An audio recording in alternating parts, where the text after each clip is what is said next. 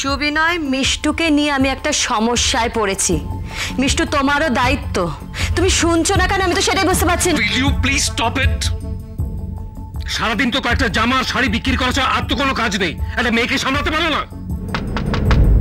কে?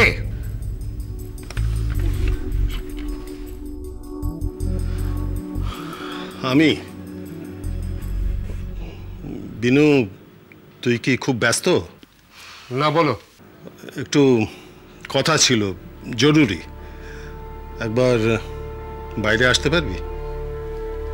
চলো।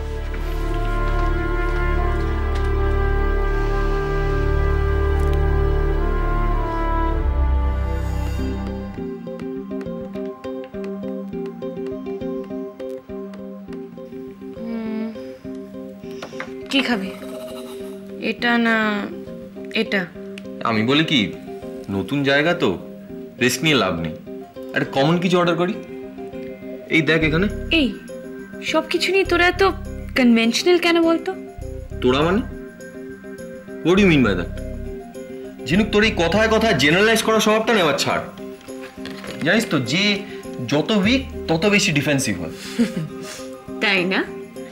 তাহলে তো বাঁধ ভেঙে দাও, বাঁধ ভেঙে দাও, বাঁধ ভেঙে দাও, ভাঙো। সো প্লিজ স্যার, আমরা জানি আপনি খুব ভালো সিঙ্গার স্যার, কিন্তু তা বলে এইখানে স্যার একটা পাবলিক প্লেস কি? আমরা শুনেছি ওই মা ভই, মা ভই, মা ভই। তারপর যেন কি? হ্যাঁ, এবার বসে বসে কেন? হাত পা গুটিয়ে গান হয় নাকি? চলুন না স্যার, আমরা ফিল্ডে যাই। এই না প্লিজ, সো প্লিজ। বাড়িতে চল, এমন খেলান খেলাবো না। হ্যাঁ, আপনার হঠাৎ কি হয়েছে স্যার? মিউজিকের প্রতি এত প্যাশন, মানে গান শুনে চেপে রাখতে পারছেন না, তা তো আগে কখনো বুঝিনি। এই জায়গাটার নাম কি? খাই খাই।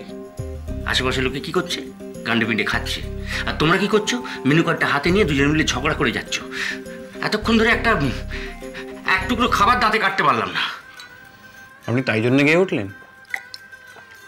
বেগ দিয়ে আবেগটাকে চেপে রাখার চেষ্টা করছিলাম। আচ্ছা আচ্ছা, ঠিক আছে, আর কোনো কথা নয়, আমরা সোজা খাবারে যাই। হ্যাঁ, আমি চিকেন আলা কিফ খাবো। বাহ।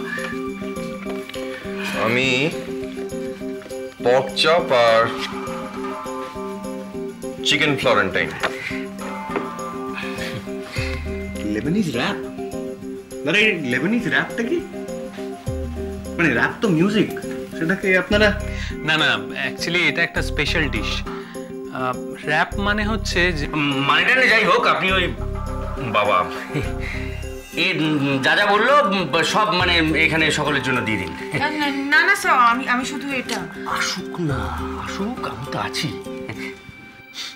স্যার ওটা আমার উপর ছেড়ে দিন। কেমন আছেন?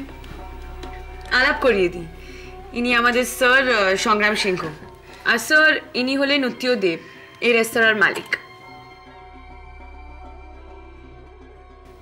উত্তীয় দেব ক্রিকেটার, মানে নামটা কেমন চেনা চেনা।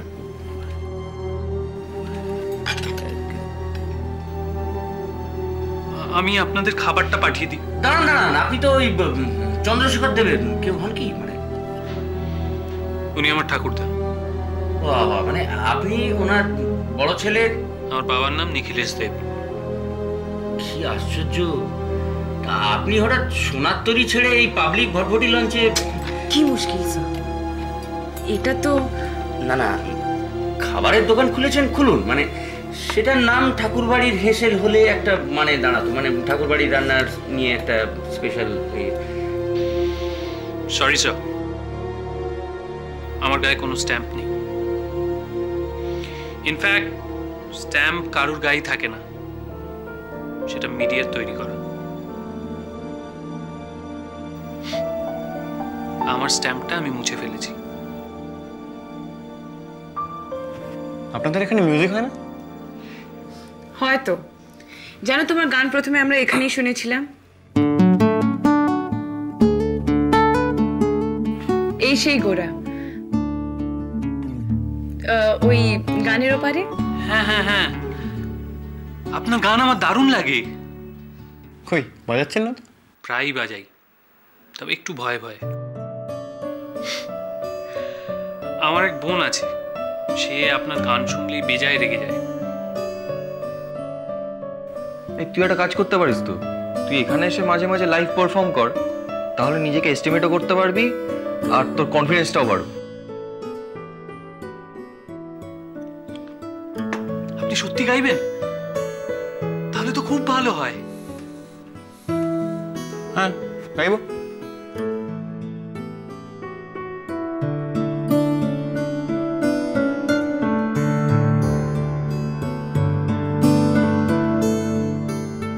বলছিলাম খাই খাই।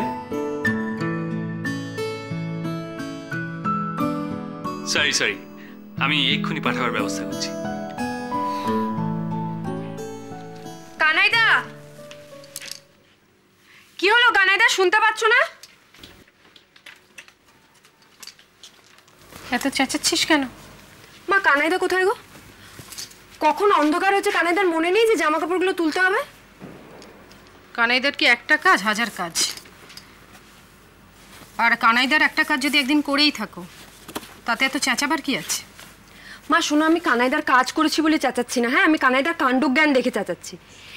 এতগুলো জামা কাপড় ধুয়ে দিয়ে বাইরের বারান্দায় মেলে দিয়েছে। রাস্তা থেকে বাড়ির দিকে তাকিয়ে কি মনে হচ্ছে বলো তো? এটা ধোপার বাড়ি।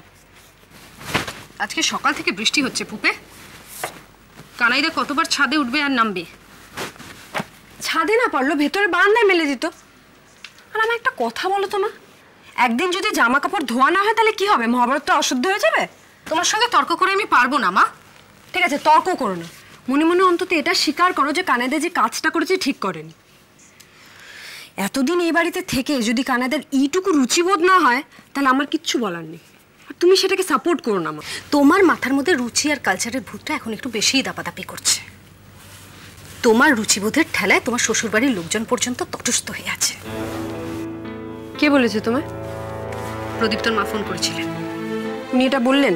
ওইভাবে তো কেউ আর কেউকে কিছু বলতে পারে না। কি একটা সিডি শুনে নাকি তুমি এত চটে গেছো, দুশ্চিন্তার ওনাদের অন্ত নেই। লজ্জায় ওনাদের মাথা একদম হিট হয়ে যাচ্ছে। লজ্জা পাওয়াই উচিত না।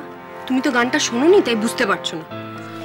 আমি একটা জিনিস খুব ভালো করে বুঝতে পারছি মা, ওনারা অত্যন্ত ভালো মানুষ। সেই জন্য তোমার মতো এরকম নাকুচু মেয়েকে বাড়ির বউ করতে রাজি হয়েছে। মা, আমার কালচারটাই আমার আইডেন্টিটি, আর এই আইডেন্টিটিটা ওরা পছন্দ করেছে বলেই আমায় পছন্দ করেছে। তাহলে আর কি? তুমি সাপের 5 পা দেখেছো? ভাবি পুত্রবধূর ভয়ে শ্বশুর শাশুড়ি একদম তটস্থ হয়ে আছে। ছি ছি ছি ছি ছি। মা, ছিচিচি করার মতো কিছু হয়নি। হ্যাঁ, আমার আসল অভিযোগ তো প্রদীপ্তর এগেইনস্টে। কেন, কি করেছে? এমন কুৎসিত একটা গান ওর ভালো লেগেছে। এত খারাপ রুচি যার, তার সঙ্গে আমি সারা জীবনটা কাটাবো কি করে বলো তো? খুবই আরামকে জ্বালাস না। তুই ভালোই ভালোই বিয়েটা করে না, আমি গিয়ে গঙ্গা স্নান করে আসি।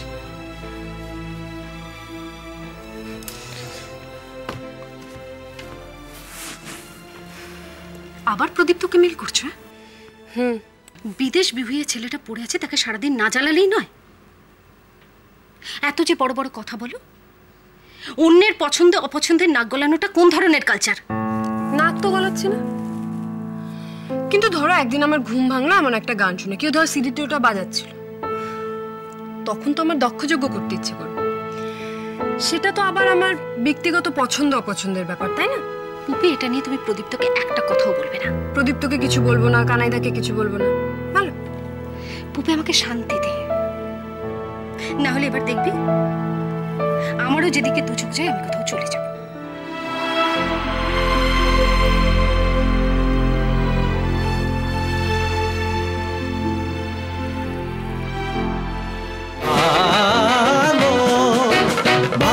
রবীন্দ্রনাথের গান যদি চোখের ধন হয়, তাহলে এসে গেছে রবিনহুড, চোখের ধন বিলিয়ে দিতে আম জনতার মধ্যে।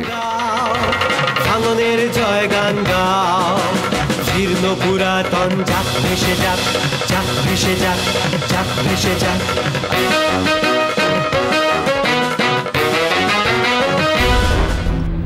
নিখিলেশ, ওদের বলে দাও এই অনুষ্ঠানটা আমরা গানের পারে